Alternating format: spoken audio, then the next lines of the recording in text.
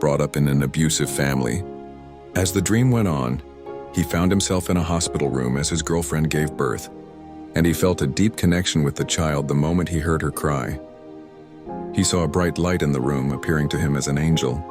The baby was handed over to the angel, and the angel spoke to him, saying, "She is a special girl, someone who will have all of your best qualities and all of her mother's qualities. She will teach you how to love as you have never experienced it yourself." As the angel spoke to him, the angel walked over to him and held the baby just out of his reach. The angel spoke again, "You're frightened for the wrong reasons. This child is protected by God, and by you taking it away, you're refusing a blessing God is trying to offer you. This blessing will come with hardship and pain, but within all of that, God will use that to build you into one of his children."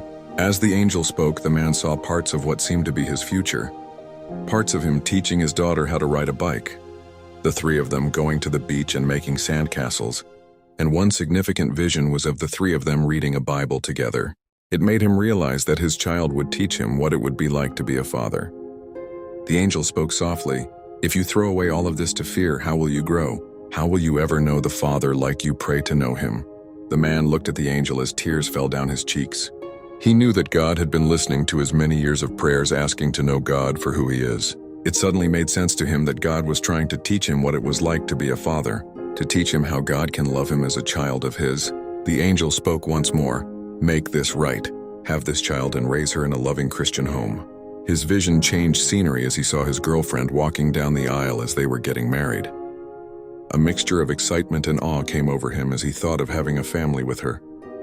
The man woke up, sitting up in bed with tears falling down his cheeks. He wept and thanked God for speaking to him in his dream. His girlfriend woke up and comforted him, asking him what happened. As the man spoke, the woman cried and hugged him as they both wept. They decided against the abortion and instead decided to have faith that God would provide. They knew that this was what they needed. God knew what they needed.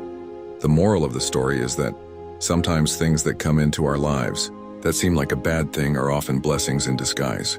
God doesn't promise easy sailing. In fact, the Bible teaches us to cling to him when the storm grows weary. In Matthew, Jesus walked on the water when the storm was raging. Out of all of his disciples, only Peter was willing to step out of the comfort of the boat. Though later in the story, Peter looks off being distracted by the wind and starts to sink. Though he sank, he still had faith.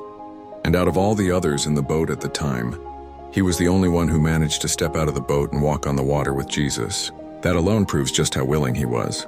We have to be willing to do things that scare us and get us out of the comfort zone of our boats. Trust that God is with you. And even if you fall, God is there to help you get back up.